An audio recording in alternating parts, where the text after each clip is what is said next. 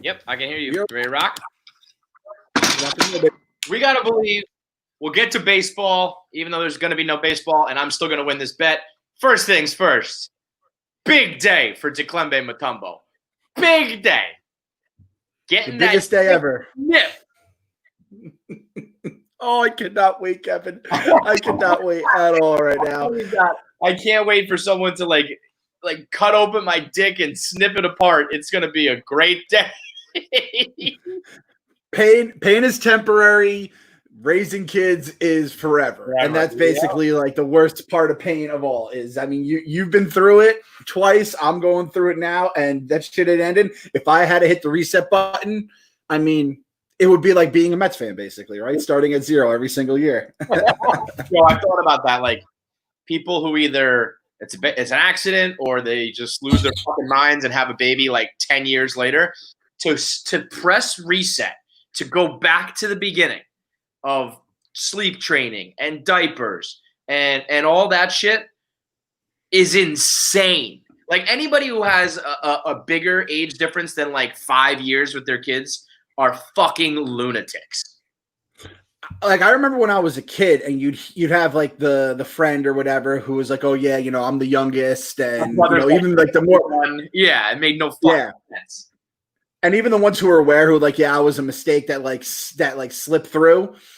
I was like, oh my God. And that was before I was a parent. I just thought of it from like the kids being like, oh man, that must have been tough for your parents. Now as a parent, and this is the thing, there's no other easy way to get through this. It's like having sex with a condom on, pull out and pray. You do any kind of like the contracept, like the stuff that the women take, you know what I mean? That fucks up their hormones. This is by far the least painful way, and it involves a dude sticking a needle into my fucking balls and fucking snipping shit. But 100%, 100 billion %. Pros and cons, and I've decided surgery on my nutsack is the best fucking way to do this. It's what's really funny is like the motivation behind it. By the way, my chair, I just slide away. I learned that look at this. I got a new chair finally, and I had no idea about this, but apparently my fucking house is completely crooked, and it just will fucking slide like all the goddamn any fucking here in my chair, like holding on for dear life. It's funny that like you love your kids and shit, right? You're a great dad. But when you really break down, like, hey, why did you get a vasectomy? It's like, because I don't want any more of you. You know what I mean? It's like, it's funny. It's like you can love your family and also be like, we're fucking done here, man. I think we all have these moments as barstool personalities where you're thinking like, if a kid reads one of my blogs down the road or whatever, and I think about like my kids maybe like 10 years, someone being like, oh yeah, your dad had a vasectomy and he did like Large is going to take me to the vasectomy. We're doing a whole video on it. We got it sponsored. We're going to probably make a few jokes and just being like, I love my kids, but if I had another one, I'd blow my fucking brains out. Ha ha ha. Like that's going to be kind of weird. And I just found out recently my dad had a vasectomy. I think I found out like a year ago, and I was like, holy shit. Like we were too young to notice. And then at the same point, I'm like, yeah, I don't blame him one bit. And we were good kids too. Dude, it is, in what world does someone get arguably the most like intimate procedure you could possibly imagine, and you're just doing it on a public scale for like millions of people? It's so like when you were sitting at ESPN or whatever you were doing before, did you ever be going to the doctor with a camera crew to watch your balls get fucking snipped? No, and this is the thing. I was all in to have it done even more. I mean, you remember I was talking about this, a couple of years ago. I always told my wife wanted me to wait. We were supposed to all do it together, and I'm too lazy. I definitely need to get one. I should have done it with you, and now I'm jealous. Yeah, I really was like, I said I wanted to have basically the camera in the fucking procedure with me. I was like, even if the doctor would feel uncomfortable, I would just like record my own face to kind of get like the live reaction to it all. And then obviously with Corona and you're awake and everything. It's like you just so I could have gotten the general where it knocked me out, but I almost feel like I need to have the pain in this, so I never want to have even like think about kids again. And I think I'll be honest with you. I said this. I'm not. I know my role. I can't like go on a stream and have 100,000 people watch me play a fucking video game. I just don't have the personality. I don't have the magnetic draw for that. But I will go. I'm a grinder, man. I'm gonna go and I'm gonna give you guys the play-by-play of what it's like to get your fucking balls snipped. So I'm gonna that's what I can bring to the table at Barstool. For the common man, by the common man. This is as common as it gets, bro. It's important. When I got my Corona test, it was like, it was viral, and people were like, "Thank you for showing me this." Now I'm like not afraid, or now I know what to expect. There's gonna be a lot of dudes out there who are maybe like, I'm too scared, and then you go through it. And it's like, all right, I can fucking get it too. You might be like you're like a vasectomy like Sherpa. You're gonna. And by the way, we need to stop calling it vasectomies. We should just treat it like dogs. Like, you're getting fixed today. You're getting neutered. I'm getting fixed. As James Orbernick just said, I'm a hero. I'm a hero. I can say that. I had. By complete coincidence, I have a Popfathers listener who actually DM'd me the last couple of days. He didn't realize I was getting it done this Friday. He got it done, and he just went in this morning. So he said it really wasn't bad, this and that. And then I also had someone who replied to your tweet, wishing me well, which I appreciate, who said it was like a nuclear bomb went off in his balls, and it hurt for 20 seconds. I am really torn right now. He said, like, let me read it exactly, because I saw that, and I was like, what a dick move. Like, this dude is about to go in there, and it was like a fucking harsh description. So I tweeted and I said, I'm so excited for Clem today. We must all support our guys getting their dicks eradicated to stop the insanity that is procreation. Today, Clem becomes anti-procreation, and I'm so proud. He's brave, and he's going to be able to leave it in for life now. Congrats, King. And then this guy says, it's not bad until the needle hits your ball, and then it feels like Chernobyl exploded in your body for like 20 seconds. Thanks, Cole, you fucking asshole.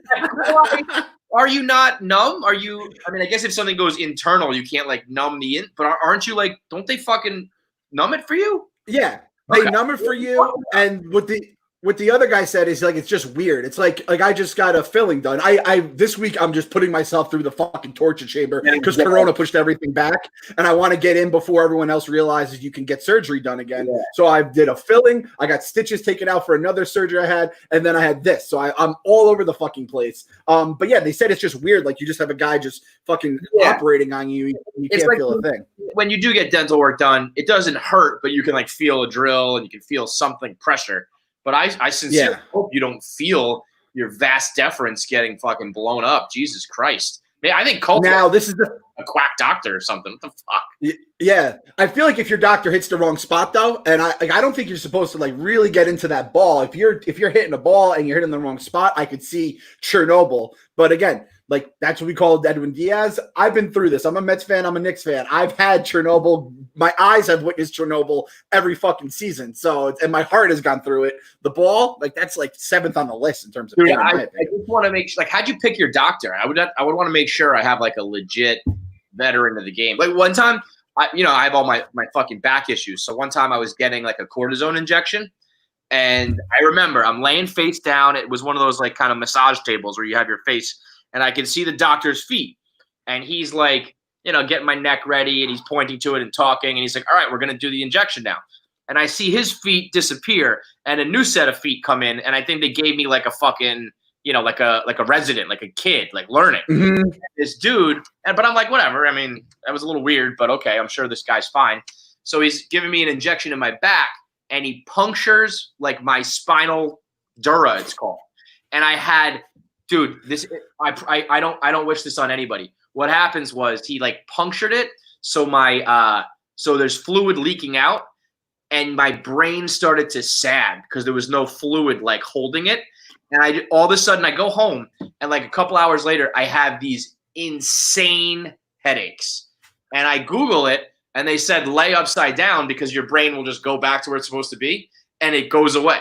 So I just laid upside down for like 24 hours before I could fucking get back to the doctor. It was insane. My point being that if you get like the wrong doctor, and in this case he's fucking working on your nuts, not good. Just make sure. Yep. Just make sure whoever is supposed to be doing it does it, because I don't want anybody experimenting on your nutsack. Dude, I'm a guy who spends like 3 days researching an Amazon thing that I'm buying for $25, and I'm going all the ratings and everything and going through them. So yeah, I went on like the health ratings and all that kind of stuff. The thing is, everyone, like, people complain they give a doctor 1 star because they had to wait in the lobby for a while, but I was just everyone. Yeah. So I kind of read and people are like, this guy's good.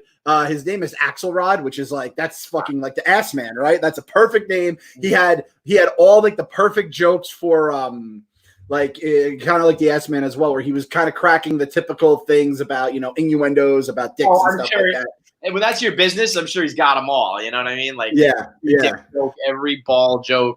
And so what do they do? Do they actually snip it, or I heard they like sear it or some shit? Do you know? Yeah, they basically take this little thing where the sperm go into like the semen or whatever, and they kind of just cut it, and then I guess they can burn it too to make sure, because you don't want it to then sink back up, which is like the 99.9, that 0.01 or whatever is when it kind of fucking connects back together. It does the fucking T1000 where it just grows right back. You know what I mean? Wow. So yeah, I really got to do it. Everyone keeps telling me. Because I'm like, yo, I don't want more kids. And they're like, yeah, but like you're single now, you're divorced. Like you're going to meet someone, they're going to want kids. What do you do then? And I'm like, I know myself. If I meet a girl and I'm like into her and she's like just hounding me for something, I'll eventually be like, all right, fine, let's do it. I can't do that with another fucking child though. So I got to go again. I got to get this done. And then when people are like, oh, you say you're not going to have kids, but you're going to, I'm like, I can't. I can't even do it. I'm done. No, you don't want to start back at zero. You want to go. We got to go back, like in Lost. You cannot go back to the island. Island, as soon as the world is like Jack telling me we got to go back, and I'm Kate standing there going like, "What the? No fucking way! What are you talking about?" Is Keegan out of diapers yet? It's funny you ask because he should be, but I mean, Corona just fucked everything. Yeah. I said this yesterday. He's old enough to be like very aware of what's going on. So like he looks me dead in the eyes yesterday and he's like, okay, first I'm going to poop and then you can change my diaper and we'll go to grandma's. And I'm like, if you can say that sentence and understand that plan, you can be on the fucking toilet, dude. Enough is enough, you know? You got to get that bribery game up to another level. Yeah, exactly. So he's pushing 3 in July and that's too late. So I think this summer, starting, when things maybe calm down a little bit, we're just gonna take the diaper off. I don't get how to do it with a boy. It's very different. Like you got to get him to stand in front of the toilet. I think that's funny, but yeah, we're just gonna have to take the diaper off and Shay was easy. We just like bribed her, but I hear other parents are like, we just take the diaper off, let them run wild in the house, and like every time they peed, we would just like put them on the toilet until they understood it. So I don't know how it's gonna be with Keegan. He's more of a maniac than Shay is. Okay, so I'll say once you're out of the diapers, you're never going to want to go back in. So once he's trained, which I mean, AJ still is in diapers now, and I think everyone's kind of in the same Corona. Like, all right, when we get out of quarantine, we need these diapers to be done with. There's no way you could hit the reset button. You're rational now. You're not going to be rational when you're dating a girl in the future. Right. And she wants to do that thing, and then they was like, God forbid something happens to your kids. If something happens to my kids, like that's it. My kid, like if my kid, like I have this feeling like. I have my kids. I have my girl, my boy, and I don't want another one. And I don't want them to be like step brothers and sisters, and I have to explain. It just, God bless anybody who does it. I'm not talking down on it, but I'm just not interested in having to explain like, well, this is your half sister, and we got a divorce, and now I'm with I got my kids. I don't want any more. That's it. My family's set. Fucking done. So, and God forbid. I mean, we're talking about like if you're like with someone and married and talking about having more kids, God forbid I have anything less than that with a problem. I mean, no, can't do that. Cannot have unwanted fucking pregnancy. Oh my God, I got to schedule this like right now. I'm freaking out. Can you give me a referral? I don't know if you get. Yeah, I'll get a bonus. Something if you bring in somebody, but I'll go right to Axelrod like tomorrow. I said on Podfathers. I think I said this on Podfathers after Sienna was born. Back when you were on it with me, I would cut my dick off. I cut my balls off, like just to be 100% sure. I'm fine with it. Who gives a shit? As long as I can piss, that's all I really. I guess again, you need to come, which I guess that's why the vas deferens work. So consult the vas deferens. By the time people hear this on iTunes, if they're listening there, hopefully I am out of surgery and completely numb from the waist down right now. Is it funny to be like? Is there an element? I don't know if this is too much, but like. When you're talking to wifey, is it like, yeah, like So now we can leave it in and it doesn't matter. I mean, no, it is kind of one of those things where it's like you want to say it's like, but it's at the same point, it's like I don't even know if I could like. I probably will still just pull out and pray just because it's like my instinct and like 0.001. I wouldn't even have sex. I would just be like, we're fucking done here. Well, that's the other side of it. Is why am I getting this done? Like I have sex like 3 times a year as it is. So it's like it's during those 3 times. Why the fuck do I care? So that's the other part of it. It's like I'm just doing it mostly for the content at this point.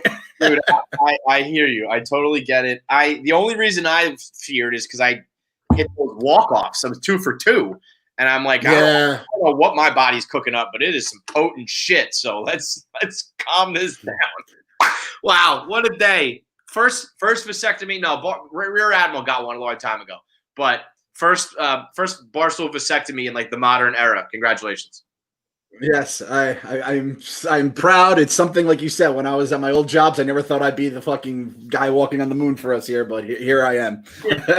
one small snip for man, one giant snip for mankind. All right, let's talk a little baseball. Let's talk about something worse than getting your fucking ball sack obliterated. In my logical brain, I've talked to some players that I know and shit. And it sounds like there will be baseball, right? I kind of am conceding that logically in my brain. But in my heart, I'm holding firm to my prediction. And I fucking love how dumb baseball is. I mean, every day for like 10 straight days, we had like an announcement. And they just kept on contradicting themselves. I mean, there's an agreement in place. No, there's not. The owners like made an offer. The players rejected it. The players made an offer. The owners laughed at it. And every time baseball fans get up and then they crash down.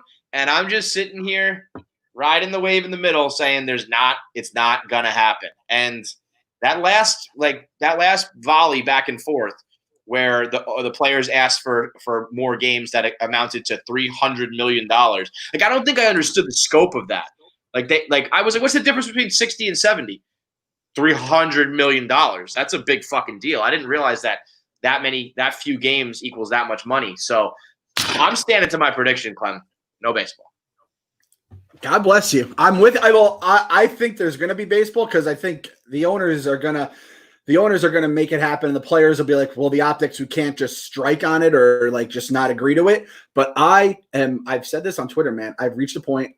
I fucking hope there's no baseball. I hope there's no baseball. And I hope that the owners, every single one of them, they are known as the 30 owners that killed the golden goose. And in 30 years from now, because it feels like baseball is going the way of boxing and shit like that, right? Where it was like slowly going to be declining. And then once all the old fucks like us, age out, and then the next generation that was kind of like baseball was in the background and never really cared about it. Once they're old enough to kind of be the main demographic, it's going to go down and down and down. I would love for this group of owners to be known as the people that fucking kill baseball for all intents and purposes. Because at this point, I don't give a fuck anymore. Go fuck yourself, baseball. Yeah. I actually think it would be good. I think baseball needs to like bottom out in a way. Like I need like the catastrophe of 2020, and both sides realize like, holy shit, maybe we should have conceded, maybe we should have been more reasonable. And you almost have to like hit rock bottom in order to make like wholesale changes. And I mean, it sucks that Manfred is like a new commissioner, because if he was like, let's say it was still Bud Selig, and he was like, this is a mess. I've been doing it for like 50 years. I'm out. And then you get some new blood in there that's competent. I mean, that's kind of what they probably hoped they were doing with Manfred. But you almost need to like, it's almost like politics. Like these lifelong politicians are not the answer. And I'm not saying Donald Trump is, but the way that Donald Trump like changed the game. Like if there was a new commissioner who was like, fuck all your old ways. They're obviously not working. Like you said, it's going the way of boxing. Let's radically change things because we're all on the same page after like we all lost out on money. I don't know. It's just a thought that maybe no baseball would be more productive for the long run if it's like, okay, wow, we missed a whole season. Every other sport got their shit together. We got to do it too for the extended future.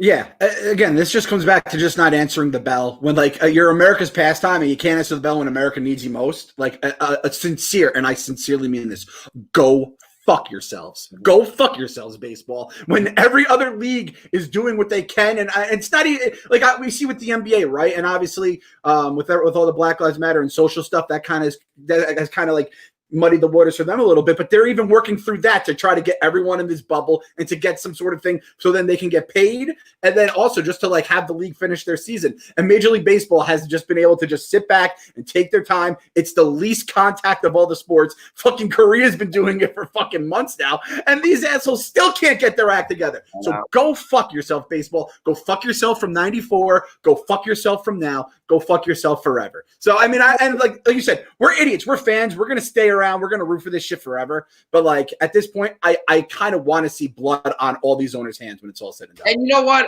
To be fair, I said it's like 99% the owners. The players are kind of bothering me too with this like when and where shit. It's like, yeah, you're saying that, but then you're like rejecting, everything because of money. So it's not when and where. It's when and where and how much. And you guys are being sticklers on the how much.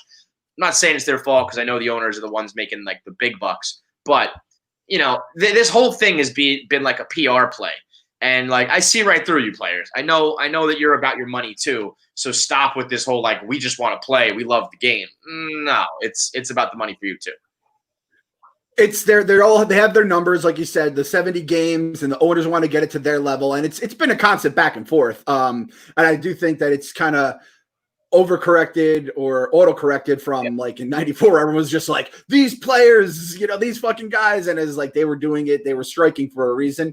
And it's like this is the kind of shit we're talking about on our baseball podcast, which is what just drives me fucking bananas. It's just baseball being so goddamn stupid every single time they have a chance to get themselves out of the hole. I feel like the whole like baseball's dying thing is in some ways very true, but in some ways, they made more money than they ever did last year. And they're, still caking it. But I do think it's a problem with, like, time is their issue. Because I was thinking about this. Like, how am I going to get Keegan or Shay, but, I think, like, father and son sort of thing, to watch baseball? Like, when they're little kids, I'm going to sit them down and be like, let's watch this game. And it's going to be incredibly boring for, like, 90% of the time. And they've got their iPad. They've got all these fucking toys. They want to watch YouTube. Like, I feel like back in the day, it was more, entertaining for even young people. And now it's like there's a million different choices. Everyone's got ADD. No one has the attention span. And he's not going to like it. And I feel like that's going to be the problem with baseball is like there's no Ken Griffey Jr. There's no – and I know everyone goes back to Mike Trout's personality issue, but – I don't know. It's just like why would kids of the new generation like baseball in the first place? I don't think they're gonna. And I think that we might be like the last of the baseball like nerds. Like we're just gonna watch it no matter what because we're fucking baseball dorks. But I don't think the next generation is gonna be. No, I'm 100% with you. It goes back to even the with like their way they've done with social media where you can't tweet anything out, right? So you don't see it on your feed. And they've done it's like they've done everything the absolute wrong way to handle it. And it's almost tremendous. It's going to be something the historians probably teach. And like in 50 years when like lacrosse is the fucking sport of the summer, they're going to be like, well, this is how it got to this crazy point as crazy as it sounds. Everybody talks about like, Zoom beating Skype and Netflix beating Blockbuster. And like one day it's going to be fucking, lacrosse or whatever beating baseball. And it's like, how did this happen? Like the titan of the industry just blew it. And it's because they got their fucking head in the sand. Like, I don't know, get an MLB TikTok account and start putting out videos of like steroid home runs. So these kids like see it and think it's awesome. Or I don't know. The real answer is just let people do steroids. But it's like you got to do something because I really feel like it's not that long before, like I said, one generation away from people being like, I don't fucking give a shit about this sport. And that's the thing too, is like we grew up, it's like the thing about baseball, it's like the history of the game and the romantic, all that silly baseball shit that you do fall in love with. And I think everyone who's probably listening to this podcast is part of it too. That's why we get into this shit. But like at some point when every single record has like an asterisk, like they just ignore Barry Bonds from existing. It's like, oh, the greatest player any of us have ever seen just never existed. And like everything we grew up on, which was like the stuff our kids will kind of look back at first when it comes to history, because everything in black and white just goes right through you, right? Yeah. And it's like, oh, the 90s, the 2000s. Oh, no, don't worry about that. Those guys, they cheated, this and that. And it's like, oh, so like what the fuck do we have then at this point? I mean, you know what I mean? Yeah, you're ignoring and shunning and ostracizing the most marketable, fun, memorable guys to have like ever played the game. It's nuts. I mean, it's crazy to like, you should be embracing that. Those guys should be getting like unanimous entries to the fucking hall. And instead it's like, play the game the right way. Fuck off, man. You know who else could fuck off? Phil Mushnick. What a cocksucker. What an old fucking dickhead. Phil Mushnick, if you don't know him, he's from the New York Post. I mean, he's just a giant troll. He's got to be the oldest troll in the world, because trolling, I feel like, is a relatively new concept. And Mushnick's like 2,000 years old. He's like Moses. He's got to be the oldest person to ever troll. He wrote a new article saying that Pete Alonso and baseball have a vulgarity problem because of Pete inventing LFGM. I mean, Phil Mushnick, look me in the eyes. Suck my fucking dick. How is that for vulgar, you dumb asshole? Pete Alonso's like I mean, I call him the king of New York for a reason. He is like Jeter-esque, you know what I mean? He's wifed up. He says the right things. He's a little bit touchy, I feel like. He's a little bit thin-skinned. But everything he does publicly is like the right way and a good star and a good person for baseball to prop up. And this dickhead comes along slandering him because he didn't even say the word. He just said a fucking letter. Give me a break, dude. And by the way, this is the same fucking guy who wrote an article like 10 years ago saying that the Nets should be the New York N-words because they got Jay-Z and picked their colors to be black and white. He was like, oh, black and white uniforms? Why don't you just call yourself the New York N-words? How does that guy not get fired for that? Get the fuck out of the industry, you dick. The name Phil Mushnick is, I mean, it's him. Like, that can't be a real name. He embodies the name Phil fucking Mushnick. He's been like just kind of one of our, like, we exist in this and we see it. Like, obviously it's making its round on Twitter now, but we've known Phil Mushnick forever now. It's just like, God damn, you read the article, which I blogged it today, and I didn't even include like the actual like guts of the article, because then it would lead to people clicking. But like he lumps in, like, he brings up like Black Lives Matter about the whole thing with the St. Patrick's Day, when the St. Patrick's Cathedral and shit like that. And it's like, because they put the F word in there, and it's like he does mental gymnastics just to take all these things. The best was when he goes after Pete Alonso, who in his rookie season says the letter F. That's all he says is the letter F. But he also like has created a foundation, donated his stuff to like his home run derby winnings, to obviously the Wounded Warrior stuff, the 9/11 stuff with the cleats. He fights baseball to get his teammates wearing the cleats, raises all this awareness. It's fucking just like the MVP of New York, basically, king of New York, whatever you want to say. And then this guy, Phil Mushnick, criticized him. Then at the end of the article goes at CeCe Sabathia, Rob Gronkowski, and Marshawn Lynch. Like three of the most likable people in the modern fucking age of sports. And it's like, that's all you need to know. It's a troll. It's clickbait. It's to move papers to whoever the fuck buys newspapers still. It's all a bunch of garbage. It's rubbish, and it's not true. Did you see him tweeting Dan? Shout out to Dan who won the national championship. Danny Boy Kane tweeted like, it was a good game. Like, sucks that we lost. Crazy. Dan has like created his own sports. It's nuts. Hub sent me the Mushnick link. I didn't even need to click it. I was like, that's Phil Mushnick. He's that transparent. And listen to this beginning, okay? Like if someone was like, if someone said like, all right, I'm going to write an article about vulgarity. Like, this is how he starts it. Like, I figured you would get to the point. Like, this guy curses and that's not good. He says, some wrongs are not difficult to right. As my friend Mark Morley says, it's not rocket surgery. And yet for no good reasons, we inexorably sink lower every day by pathetic design. Meanwhile, the modern marketing and TV content rationale has become it's no worse than this or it's no worse than that. But what is ever better than? What the fuck? I mean, literally, I'm not even saying like that's. I just don't even understand it. That's just gibberish. What is it? That was how you start your fucking article, and then he's just like, for example, the Mets change. Let's go Mets. This is gibberish. Forget about the fact that he's like an old racist troll. He's just not a good writer. Get the fuck out of here, Phil Mushnick. Why can't we cancel Phil? Like, there was rumors about them canceling Paw Patrol, which scares the living shit out of me as a dad, right? Let's cancel Phil Mushnick. Can't we all agree on that? You could give me a Paw Patrol episode where Chase like mangles somebody, rips them to shreds with his fucking teeth, and I'd be like, we can't cancel this. We gotta have Paw Patrol on the TV. The only thing I will say, and I said this on Podfathers with Large. Large doesn't know Paw Patrol because his kids are older. Yeah. Adventure Island, they put way too much money into the paw.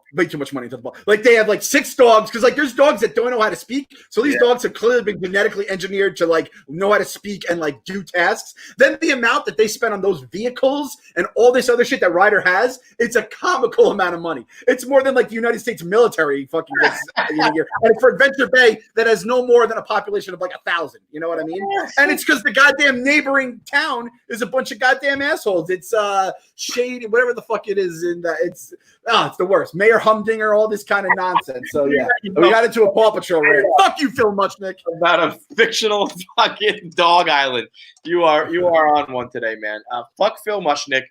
As always, fuck the Wilpons. I don't know. I've been saying this for years. Like, how are you allowed to continue to own this team? But I sincerely, really, truly, genuinely ask the question now, how are these men allowed to continue to run this team when it's noted now by our girl Laura Goldman, who is my queen, that they have a $250 million loan with Chase Bank that they have to pay on. They have to pay the debt, and they're trying to push it back because they fucking have no money. And they have said that if they do not sell, they're going to stop investing money into the team. How can you let these men continue to run a team? They're fucking telling us we're not going to fucking invest in it. We're not going to grow it. We're not going to cultivate it because we're broke. We already got a personal loan, by the way, not the New York Mets, the Wilpons. How do you get a 200? Who in the world would give the Wilpons $250 million? We know they don't make any money. We know they don't know how to manage money. We know you're never going to get paid on that $250 million loan.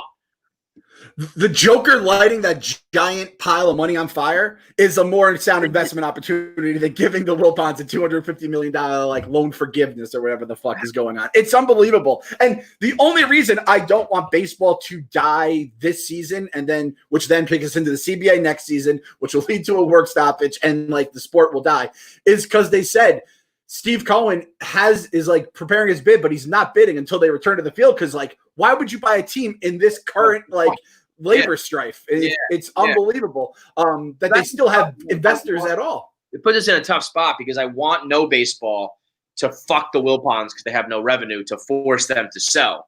But I needed to come back at like the last minute so that Stevie Cohen's like, I'll buy a functioning product. I still really, truly believe it's going to be Steve Cohen. And I know that's probably stupidly optimistic, but he's still just lurking. He's in the grass. He's in the weeds. He's going to want it. And these motherfuckers from Philly, you just can't get like outbid by them. You got to step up, Stevie. I don't want these Philly guys. I don't want the J-Lo, A-Rod, like conglomerate of celebrities. Just put it on sale. Let Stevie swoop in. You should have done it at $2.6 billion. You're probably going to get like 1.5, but maybe Steve steps up and he's like, I'll give you 1.75, or maybe I'll even go all the way up to 2 because it ain't fucking shit to him. So I really believe that will still happen if there is like baseball enough for him to be interested in buying. Yeah. If anyone's listening to this that has Steve Cohen's here, just let him know we are waiting for him. We're dying for him. If these like Philly guys, if they're like legit, and I mean, like I said, they just got a piece of the Steelers, so now we are the only thing missing from that Infinity Gauntlet, and I feel like they're gonna want to do whatever it takes to get there. I You hate cannot let this happen, Steve. Yeah, I mean, part of me thinks of like the Red Sox. You know, that homeboy owns like Liverpool, I think, and Bob Kraft owned like the Revolution. Like a lot of good owners dabble in other franchises, but like these guys are doing it for like almost effect, like the Big Four, like you said. Like we own a piece of every league. Like I want someone who wants the Mets, and that's what Steve Cohen wants. I don't want someone who wants to own teams, and we just happen to be on the block on the sell, on sale when they were looking to buy. I want someone who's like, this is the thing that I want, and it's crazy because who the fuck would want the Mets? But Steve Cohen. So like, God, just do it. Just pick up the phone and say, Steve, sorry, let's get this done, and he'll be like, okay, come on. And Manfred, like, you can't say no to him at this point. You have to kind of just like, there's like a giant fucking fire that Manfred's the goddamn fire dog right now. He's just sipping his coffee. This is fine. Don't worry about the little fucking brush fire from like a couple months ago that happened between we know the Wilpon started that brush fire too, because everything we know about them. The more I think of these Sixers guys, the less I want them. Because, like, the one thing that they've had their hands on, like we said, they brought in Hinkie, which I think is a good thing that they kind of saw that as, like, the flaw in the NBA's kind of whatever. But then the whole Colangelo thing, and then the fallout from the Colangelo shit, then Elton Brand. So it's like you're hired. Those are the people they hired. Elton Brand, you don't like that was a terrible thing. I don't want that kind of like leadership bebeing brought back to replace the Wilpons here. I agree. It's like robbing Peter to pay Paul in a way. I mean, I think that Cohen's like the only answer right now that I've always said I'll take anything other than the Wilpons because I do want change. I do want them out. So if it's got to be those guys, so be it. But I feel like that's Peter and Paul, and I feel like Cohen is the only answer that we should really be rooting for. Follow along with Laura Goldman on Twitter because I don't really know what Laura does. Like she's always talking like politics and shit, and then she just like sneaks into Mets tweet. What's going on here? But she's got the inside scoop. Financially, it sounds like they're fucking cooked. Like who would sell this team right now? You know, the economy's fucked. The game is fucked. You know that you're gonna get like 20 cents on the dollar, and they're still like taking suitors because they're that fucked. I mean. If that's signaling something like they want to get this done at all costs while also like not I don't know. It's just to me if you're doing that kind of shit during a pandemic, you've got to be desperate. Yeah, no, I think they're cooked. It's just a matter of it. And like you said, Laura Goldman, it's such like I follow her and I'm just like, you're just scrolling through like, what the fuck? How did this get on? It's like, oh, okay, Laura, get on your soapbox, do whatever. Just like if I could do like Laura and the word Mets or Cohen, and only those tweets appear, that would be ideal. She goes off on some crazy tangents. Like specific notifications, like optional notifications, only Mets tweets. I want to see those. The rest, all right. I mean, I will say this though. I'm hearing that like again. It sounds like every time I hear from Laura, it sounds like there's other like confirmations to this kind of stuff. So I think Stevie's fucking in the waters again. You can see the shark fin. The shark fin's back. Jaws is coming back for another go around. But it's like this. It's like dun-na, dun-na. And it's not going to be dun-na, dun-na, dun-na, dun-na, until like there's baseball, until there's desperation. Like he doesn't have to buy this. We know that already. So he's chilling. Which is good. I want him in the mix, but I want him to like be like I want him to strike. I want him to fucking eat the Wilpons, and I don't think he's gonna until like the perfect situation arises. And until these motherfuckers get a deal done, I don't think that situation's coming. So it's kind of like rocking a hard place or whatever you want to call it, where it's like, well, chicken or the egg. You know, is he gonna buy because they're in bad shape? If they're in bad shape, he's not gonna buy. It's a tough spot. So. I don't know what the answer is. I wish I could just talk to Steve Cohen. I think if I sat down with Steve Cohen, I think I could convince him to do it. I think if the right person is just like, bro, you will be a god. You will be an immortal in sports, in New York, in finance. You know, you're already Bobby Axelrod on TV. Now let's make you like a sports legend, and it ain't gonna cost you that much, and we're gonna love you and like the fan. I mean. There's no downside. There's no downside for Steve Cohen, literally. If somehow the team sucks, he's worth endless amounts of money. And if they're good, he is the king. Why would you not? Let me talk to him. Someone just get his ear. Give Kevin 10 minutes just for our fucking like nickel and dime pitch to him. That's all he needs to hear. And this is the other thing. I'm sure, based on everything we've heard about him, he doesn't want to give the Wilpons 1 cent more than he thinks they should get after the way the first deal went down. And he also, like, guys like that don't want to be spending extra of their money than they don't have to, right? But at the same point, just get it done. Don't play fucking games, because when you're dealing with fucking morons, they might just take another deal because they're just so stupid they don't realize that they're getting the better deal from you. Yeah. Don't fuck around with this. Pay a little more than you have to, but get this fucking asset. You are going to be a hero in New York. All the economy is going to bounce back. You are going to be a hero to millions and millions of people in the capital of the world, basically, right? So do it. You can't play chicken with morons. Like, they'll just crash into you. You can't be like, all right, I got them where I want them. They're going to come crawling back to me, because they're fucking idiots when it comes to this shit. And I would love to, I'd love to get that. I'd love to break down some of the numbers. I don't know them, but, like, let's say, he wants to pay 1.6 and the Wilpons want like 1.9 or something. I'd love to sit down and be like, listen, Steve, under your reign, you're going to add the right players. We're going to go to the playoffs. You go to the playoffs, you make like XYZ more amount of money. Like, I can make up that difference of you and the Wilpons by getting to the playoffs, by embracing Pete Alonso and FGM, by like transforming this team. We'll make you an extra $300 million in like a couple of years, because the Mets are going to be like a Yankees type team if we do it your way. So don't worry about the difference. We can make that up, like, no problem. Let's just get it fucking done. It's ashtray money to you. I know billionaires become billionaires by not ever spending extra, but think of it as like it's that little premium that you're paying that you'll make back in a heartbeat when you do it. When you bring in Mookie Betts, you're going to sell jerseys, tickets, and go to the playoffs, and you make up your millions right there. Done. It's pretty logical dollars and cents if you just get over the, like, it's definitely a personal thing with those guys now. He's like, fuck you, Jeff Wilpon, and I understand it, but let's just get, like, eye on the prize. Let's get the deal done.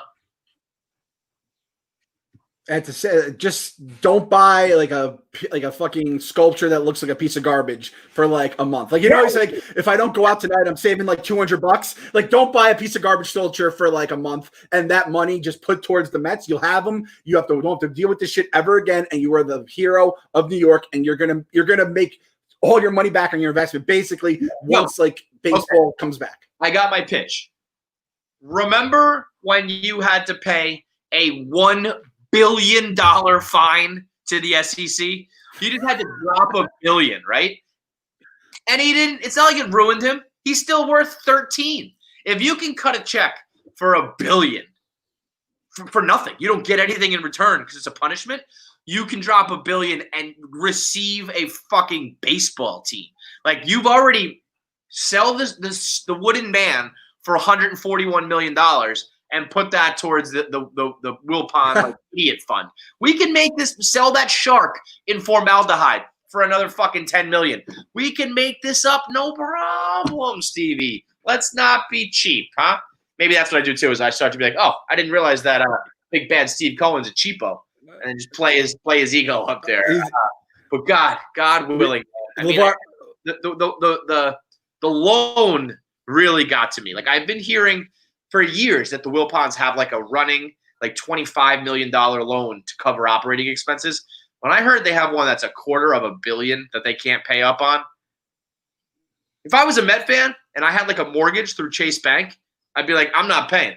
If Wilpon doesn't have to pay, I don't have to pay. You want my fucking $2,000 mortgage? Tell me when Jeff pays his $250 million, and then you'll get mine. Fuck you, Chase. Chase is the bad. Chase is the enablers. We got to go talk to JP Diamond and JP Morgan. What the fuck are you guys doing? You're funding an illegal operation. You're funding criminals who are stealing. You're funding morons who don't know what they're doing. You're giving money to people who lose money. What kind of bank are you? What are you doing? Chase is the problem. They're terrorists. They're terrorists. Financial terrorism. Fuck you, JP Morgan. God, you can't get approved for a loan, but Jeff Wilpon can get $250 million. Suck a dick, Jamie Dimon. What kind of Mickey Mouse operation are you guys running? The only thing worse than the Mets right now is the fucking Chase Bank. The only good thing we got going is Gary, Keith, and Ron. They were voted the best broadcasting trio in the game. I mean, no fucking kidding. Gary, Keith, and Ron are like the 92 dream team where it's like, yeah, we know we're getting the gold medal. And it's just a matter of like how much better we are than the opposition.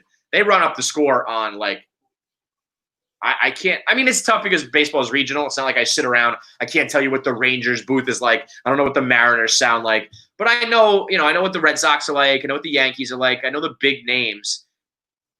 Nobody comes close to Gary, Keith, and Ron. Nobody. Yeah, it's one of those things that people can make their cases for all the people. And you go to, other sites or whenever people rank them, and they're always like top 2 or 3, if not number 1. And it's like Mike Trout. It's like Mike Trout's the fucking best player in baseball. You can have your points about a certain season. It's like, no, Mike Trout's the fucking best. Yeah. Gary, Keith, and Ron are the same way. It's kind of like how they're bringing the DH in, and there's everyone in their DH is in their camps, plural or cons of it, for or against it. And it's like, this isn't up for debate. Gary, Keith, and Ron are the fucking goats. Yeah, I think I know more radio voices. Obviously, Vince Scully was great. Hawk Harrelson, like you could put it on the board and all that shit. Like there are other big names out there that I do respect and really like, but they're mostly radio. Like I think a lot of TV guys are pretty bad. But even when you add in radio too, you got our boy Howie Rose. Like they're just the best fucking broadcasters out there. And I know people get defensive about it. And I know White Sox fans love their guy. The Cubs have had some legends like the Charlie Steiners and Vince Scully's of the world. There's a lot of names out there. I'm not saying they're the only ones, but it's the perfect blend of a technical play-by-play man, a wild man color commentator, and like a brilliant genius who can break down pitching. You got hitting and pitching. You got professionals and, quote unquote kind of amateurs who are just there for like the fun of it. It's just perfect. They've got the best thing going. I hope it stays. I wonder how much those guys get paid. How much do you think they make? Gotta be a decent. Right? I mean, Keith and himself, for someone who absolutely loathes going to baseball games and having to be anywhere, they must pay him. I mean, he just got extended, I think. I think they might have had the number for him too, or at least an idea. Who is that? Andrew. I feel like Andrew Marchand's always on that beat. He's always on like the fucking media beat. He's on the Monday Night Football one, and then I feel like he's always getting the scoops. And him and Francesa have had some fucking pretty good duels back in the day. So, in 2016, Gary signed a multi-year contract. I don't know what they don't have the numbers there, but he's been covering the Mets since '89. I mean, this dude is a fucking legend. He is like, God bless him, because I'm ready to like abandon this shit, and he travels with them every fucking day. I mean, God bless you, Gary Cohen. Shout out to Keith, Ron, Howie. You guys are like the only fucking thing we got. Say what you want about us Mets fans, and everyone does on the internet, and we know how life really is, Mets fans. We may be like dramatic and we might go crazy, but at the same point, it's for a reason, because everyone makes fun of us because our lives are fucking hell all the time. We're very realistic. We know what we have, for better or worse, and like those guys are the realest fucking deal there is in the fucking game. No, not debatable. What is debatable is our bracket of misery. Is brought to you by Coors Light. Right? Coors Light is the official beer of We Gotta Believe. It's the official beer of Mets fans everywhere. And whether or not if we have baseball, you got to sit back and have a beer. That's part of the baseball experience. That's what I want to like.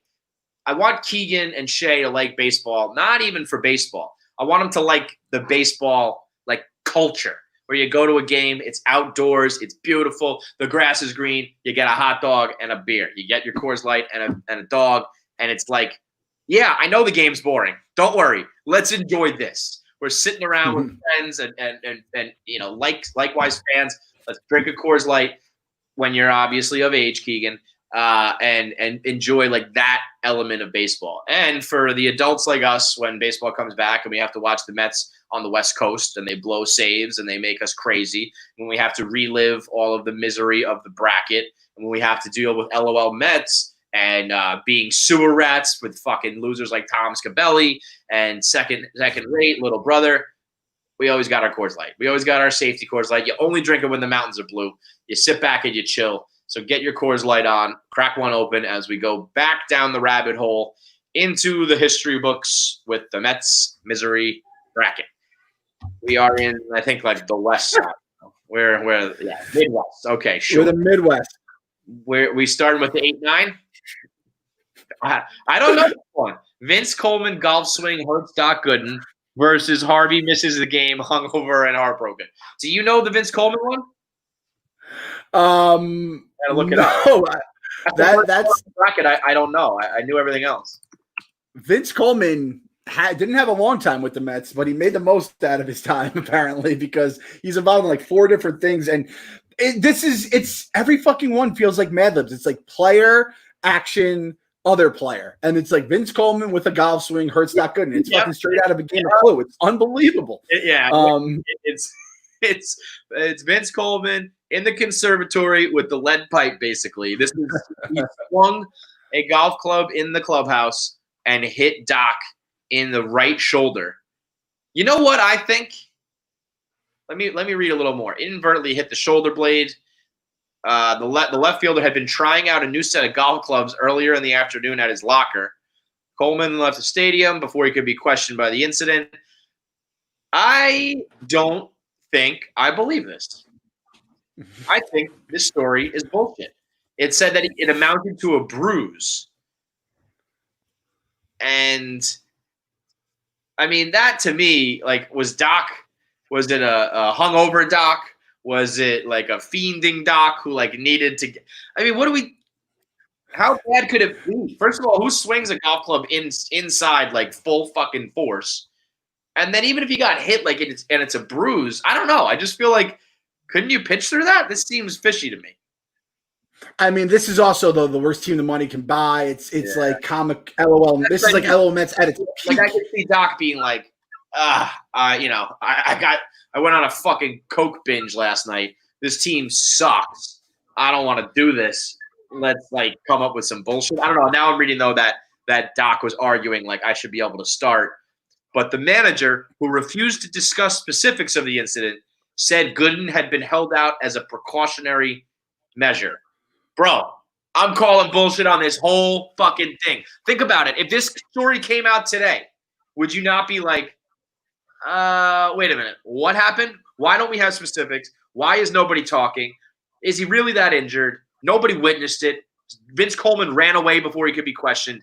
This is a hoax. This is some bullshit. This is a cover-up story. I see right through this. Oh, Kevin, you mean like if, say, our right fielder or our left fielder who gets paid $1 bazillion were to fracture his ankle in multiple places because a boar attacked him? It's the same shit. Time is a flat circle as Mets.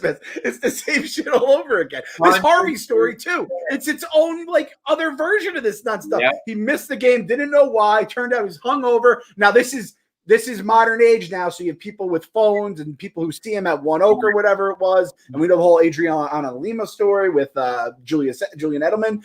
It's the same shit, and the fact that it's of all the people Vince Coleman swings, it's Dwight Gooden in the right shoulder. It's like it couldn't be any other pitcher in like the leg or some like in the side. It has to be the pitching shoulder of like the guy who was supposed to be the greatest pitcher we'd ever seen. It is so goddamn Mets, but it's almost too Metsy, right? Yeah, I mean, it's too fishy where it's like, I bet Vince Coleman was swinging his clubs, almost hit somebody, and they were like, whoa, be careful, man, you might hit someone. And then Doc is like, you know what, I can't pitch today. That story works. Like, let me pretend that happened. It feels way too Metsy to me, as does this sentence right here. This is from Gothamist back in 2017 about Matt Harvey. After a week of dildo accusations and grievance filings, the Matt Harvey saga took another turn for the Mets. Dildo accusations and grievance filings. But yeah, this one was back in 2017 where Matt Harvey reportedly missed a game because he was celebrating Cinco de Mayo until 4 a.m. like a goddamn asshole. He said he had a migraine. Yeah, sure, bro. They had to send... Right? Did they send like officials from the team to his apartment? Yep. To like check on him. He answered the door in his pajamas. Man, I don't think I realized how Metsy this got. I think by this point, I was so over Matt Harvey. I was just like, add it to the pile. It's white noise. He's always doing this shit. But now that I'm reading it, having to send officials to your house, you answer the door in pajamas like fucking Owen Wilson in Wedding Crashers when he's like reading the Kill Yourself books. It's like, yeah, I know that like Julian Edelman's fucking your girl. I know that you're out there having like a good time and you're just like, fuck it, let's party. But I mean, the old school guys would be, if you told Keith Hernandez you missed a game because you were partying for Cinco de Mayo, he'd be like, sack up, take some amphetamines, get out there and go. Give me a break. I guarantee that happened during the 86 season. And Keith went to the dude's house himself and like carried, strawberry to the stadium. Absolutely. How many pizza boxes and old Chinese food cartons do you think were in Harvey's apartment? Because those things always go hand in hand with like down in the dumps guys. I'm sure there was just like a pile of Coke and a bunch of lo mein and just like laying around the place naked, like a wannabe Scarface. But I remember this being I think this was like the last straw with the team, right? Yeah. Because I remember it was all anonymous teammates that said like, if you want to be like Jeter, you got to start acting like it. I think David Wright maybe put his name on it, but a lot of it was all anonymous, being like, come on, you got to fucking like sack up and be accountable. I think somebody said like the whole Dark Knight thing got to his head. So, when a lot of Mets fans, there's a group of Mets fans who like defend Matt Harvey, and I don't believe that. That's crazy to me. I will give him credit for the post Tommy John season. He put his arm on the line. The rest of it, down to his teammates, were like, fuck this guy. I mean, that's a diva. That's a problem. Whether it was where my spring training locker is to I didn't show up because I was partying. The dude was more of a headache than he was good. So I don't get the whole like revisionist history of Matt Harvey. Yeah, I mean, it just all fell apart so quick because it's like that's like 18 months after Game 5 of the 2015 World Series, right? It's crazy how quick it just goes from that to this. Yep. And this is when he's just completely just shitting the bed on the mound, and it's like the beginning of the end for Harvey. So I don't know. I mean, it's like, which one of these is actually what's the real story with Matt Harvey? This is the part we got, right? And I feel like this all started, wasn't there like rumors like he said he was in traffic or something, and that's why he wasn't there. Right. There was a whole bunch of other shit with that. He had a bunch of lies before he was finally like, yeah, you got me. I'm fucking. I mean, by the way, how hungover can you possibly be? Like, he must have been ripping to not even be able to show up. Like, that's where you show up and you say, like, all right, Matt's been scratched with, like, flu-like symptoms. To just go MIA, crazy. In this day and age, and think text, And if you're Jacob deGrom and you're like, this motherfucker here, like I'm trying to like pitch us through I'm trying to like keep us in the playoffs. They've made the playoffs the last 2 years, obviously. It's 2017, it's Cinco de Mayo, so it's early in the season. And you're like, this goddamn asshole who had all the talent, had more talent than deGrom, right? When push comes to shove. And this guy is just pissing it all away because he like got his heart broken. It must drive them crazy. Clem, he's not pissing it away. He's holding in his piss and getting UTI and also missing games because of that. Matt Harvey was such a dickhead. He literally couldn't even piss away his talent. I cannot defend that guy. This matchup is kind of like a duel of like rumors and lies. I think both of these stories were kind of funky. I don't think we know the real deal on any of them, but as I read through it, Doc Gooden missed a start. This for Matt Harvey was like the last straw and basically like the end of his tenure with the Mets. So I would put the 9 seed ahead here. Yeah, I think you got this. This was basically console to Harvey. Basically, is what this ended up being. This was more of a detriment to the franchise. So a little bit of an upset there. 9 seed moves on. The 5-12 always an interesting one. Bobby Ojeda has a gardening accident versus the Omar Minaya Adam Rubin feud, which I personally love. Adam Rubin, he blocked me. We had a little feud for a minute there. So I always took great interest in that. Let me get the details on Bobby Ojeda's gardening accident. I don't know. I actually remember when this happened a little bit. Like I remember being like cognizant of everything that was happening. This is bad. And wait, let me explain it for you. It was. I mean, the fucking Times doing their goddamn. You must subscribe. Hang on. It said the Mets clinched the season, the playoffs. But all right, let me read it. Bob Ojeda, the Mets, suffered a career-threatening injury yesterday when an electric hedge clipper nearly severed the upper part of his left middle finger as he was trimming the honeysuckle bush in Fort Washington, Los Angeles. This happened on Long Island. 22nd, 1988. The Mets clinch a tie for the division title, but Bob Ojeda almost chops off his fucking hand. They said I think the chances are good he'll pitch again, but it was up in the air for a little bit there. The joint was stabilized. The Mets were shocked. I mean, this is 88. This was the Dodgers, right? Yeah, this was Socha, the Socha year. Socha's home run. So like this was a nightmare. And I don't know like how important Bob Ojeda was, but you know, like that might have been 1988's Duaner Sanchez. You know what I mean? Yeah, I feel like that's what Met fans would say because I remember it was a massive deal when it happened, and like again, like only the Mets they have the honeysuckle bush is such a goddamn Metsy thing for it to be called, right? They gave that detail. They couldn't have just been like he was trimming the hedges. They had to say the honeysuckle bush. So now the same way we say non-horse injury, we have to say the goddamn honeysuckle bush. Yep, and it's like it also kind of like the Mets conspiracy theory. It's like, all right, did he really do that on the honeysuckle bush? Or it's like right. It's almost so Metsy, you don't believe it. This is the thing, though, and I'm looking it up right now. Bob Ojeda, 10-13 in 88. You're like, oh, 10. This is like fucking Jacob deGrom, 10-13 though. Yeah. 2.88 ERA, 2.36 FIP. The guy was a fucking stud that year. He might have been. I don't know what Doc did this year. I mean, I feel like Bobby Ojeda might have been like our best or second best pitcher, and then you just lose it. The Times listed him as their number one left-hander. So, like, he's right there at the top of the staff. He won 18 games, 6. He was a big part of their World Series. I mean, so then he had elbow surgery with nerve damage, and then 88 was supposed to be his comeback season, and he was chops off his finger. Unreal. He was legit 2.88 ERA. Dude, listen to this fucking staff they had in 88 too.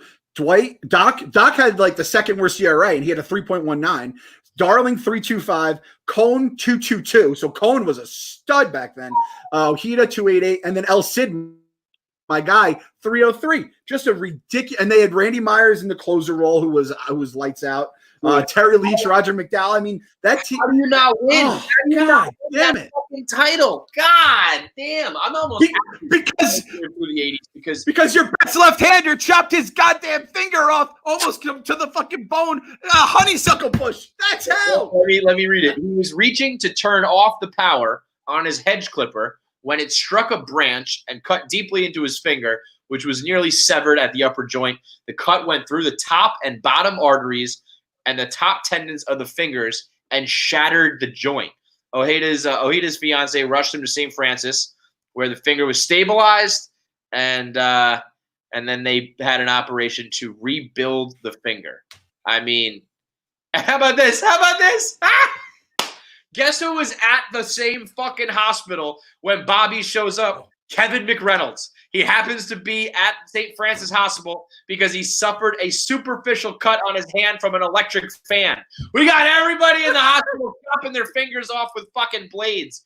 Absolutely unbelievable. And that tidbit right there, I don't even know if we have to go into the Omar Minaya, Adam Rubin thing. This Ojeda thing is my new favorite Mets story that I never knew. It's so bad. It's catastrophic. It's weird. It's quirky. It's stupid. The word honeysuckle's involved. This is the most Mets thing of all time. This 5 seed might run right to the fucking championship. Are you kidding me?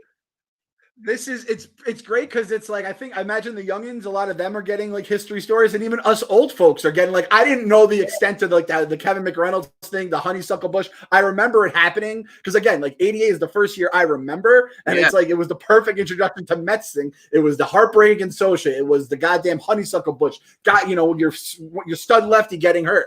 Unbelievable. The only thing I have to say about Adam Rubin is he was kind of like the Mets guy when Twitter was really blowing up and the Mets and the oh no was like his big thing. And it like sent like the fear of God into you because he was a few seconds ahead because he was usually at the game and stuff like that. He started to abuse that and he started doing oh no like like a blue single. And oh no had to be like a blown save or a home run or something. And then he started to abuse oh no when he knew it was a thing. He got a little too I don't remember what our feud was over, but I remember he blocked me, and then eventually he like stopped working the Mets beat and he like started working on like something to do with the Islanders. And I remember being like, good riddance, dude. You're gone now. But he had a little run there, and especially with Omar, where him and Omar went at it at like that press conference. I believe it was over the Tony Bernazard stuff. And Adam just on like hammering him with questions until Manaea was like, shut the fuck up. Didn't he say something? Wasn't there rumors that Adam Rubin wanted to be like in the front office? GM. GM. Yeah, like working in the front office. Yeah. Like so does everybody. Like I want to be the GM. Like I thought that was so weird that it was like, was there actually a chance he was gonna be in the front office? Because that seemed like a weird thing to. I don't know. That just seemed bizarre to me. It was one of those things where it's like, why did Omar say what he said? But then it's like, is there really like an axe to grind? Where I think it kind of goes back to Mushnick, right? Where it's like, how much of these guys are actually doing it, doing their job to do it, or how much are doing it for these other reasons why they're bringing shit up or the way they cover the team. It was one of those weird things. Adam Rubin had a little hint of Manish Mehta in him with like, he wanted to like cook up an anonymous source or stir the pot or fuck with the GM. So he was doing it for his own like personal gain. Man, you know what? I really fucking love Omar Manaea. I really don't have a problem with him. Like anything, like any front office, after you have like a good team that starts to fade, like it ended, kind of unceremoniously. But a lot of the guys he had in place too were like the guys blossoming now, and he had the Latin flavor. He somehow got them to spend money. I mean, the only good time where we had a monster fucking lineup was Omar. I think he kind of gets – I don't think he gets the respect he deserves. No, I'm with you. I think Omar and, Willie Randolph got like the rawest deal in the world, which I think that. Did we already get to Willie getting fired? Because I don't know if that's on this part or we already did it. It's been so fucking so much nonsense. That was as dirty as you can do someone. I would take if you could give me Omar and Willie right now as a duo, I would take it right now. No problem. Oh, when during the Beltron, either before they hired Beltron or after they fired him, I was like, why not Willie Randolph? Let's fucking run it back one more time. By the way, that's the 2 seed in this bracket. So don't worry, we'll be getting to Willie Randolph getting done dirty at 3 a.m. in California. I just like, you look at how much we nickel and dime and put Band-Aids on things now. And it's like Omar went out and got Pedro, Beltran, Delgado. You know what I mean? Like he went out. Delgado, by the way, did you know that Delgado was one and done off the Hall of Fame ballot? He got 1 year, got like no votes and didn't qualify. And so now he's off. Really? Carlos Delgado is unbelievable. I mean, as a Met, as a Blue Jay, he did a fuck ton. I remember as a Met being like, he is a threat every single at bat.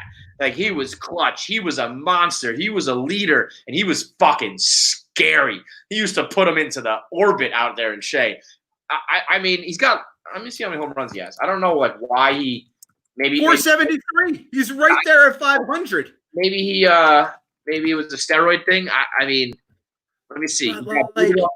I mean, how does he not even make it like just to the next year? That means you have to get like, dude, 473 home runs and a 929 career OPS. He only got 21 votes, and if you get less than 5%, you get up. He got 3.8%, and it's a wrap. I mean, and what the fuck is that about? Guy came second in the MVP 1 year, fourth another, and then he's on the, he's listed 1, 2, 3, 4, 5, 6. He had 30 home runs 10 years in a row, Clem.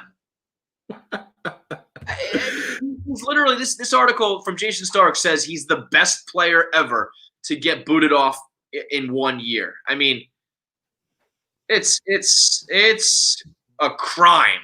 He had an OPS over 900 for 9 years in a row.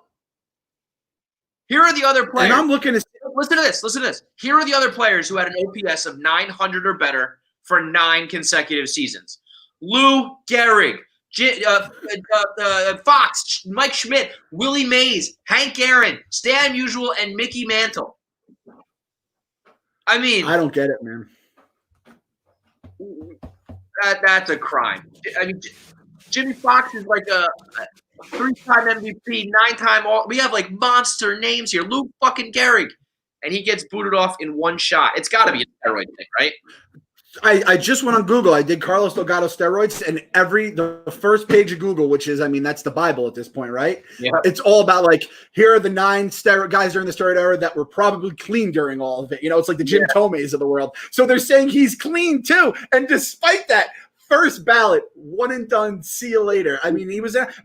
I feel like Delgado may not have like. He might have had some like maybe snipes with the media. So like, and that's the thing is you have like the assholes, the Rubins, the Mushnicks. Those are the guys in charge of the Hall of Fame instead of people that use their brains, like fans. Let's be honest, right? We use our hearts just as much as everyone else. But it's like there has to be a new process to get people in the Hall of Fame because it's clearly broken. You know what? I think I know. Remember when he protested the anthem? Oh, I bet you that was part of it. I bet you there was old stuffy writers who he pulled a Colin Kaepernick. He was the first one to do it, really. It wasn't as big of a thing. But in what year was it? Let me see. 04. It was God Bless America, not the anthem. But he just sat in the dugout and like everybody got pissed off about it. So it might be that. There's only 3 guys in the 400 home run club who got one and done. And it was Jose Canseco. And then who was the other one? It was and like you can understand why Canseco, like fuck that. Who was it? Dave Kingman had 442, but his OPS like stunk. So like it makes, everyone else kind of makes sense. His absolutely does not. So I'm going to do today's ridiculous stat from the steroid era that makes me laugh in terms of MVP finishes. Carlos Delgado came 4th in the MVP in the year 2000. In the year 2000, Carlos Delgado's stat line, 344 batting average, 41 home runs, 137 RBIs, led the league in doubles at 57, which is hilarious. Carlos Delgado. And he came in 4th place in the MVP, did not get one first place vote despite that exact stat line. Jason Giambi 1st, Frank Thomas 2nd, Alex Rodriguez 3rd, Carlos Delgado 4th, and a little guy named Pedro Martinez came in 5th as a fucking pitcher. Wow. And the guy didn't even get enough to make the second Hall of Fame ballot. It's fucking 344 average is another planet for a power hitter.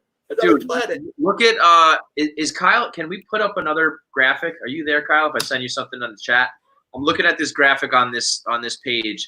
It's Big Papi's numbers versus Carlos Delgado, and I think like the world can agree that Big Papi's gonna, he's like a fucking immortal. Granted, Papi has like crazy postseason like numbers, but they're not like absolutely identical numbers. Home runs, 466 for Ortiz at that point in Delgado's career, 473. OPS, he's got him 929 to 926. Batting average, 285 to 280.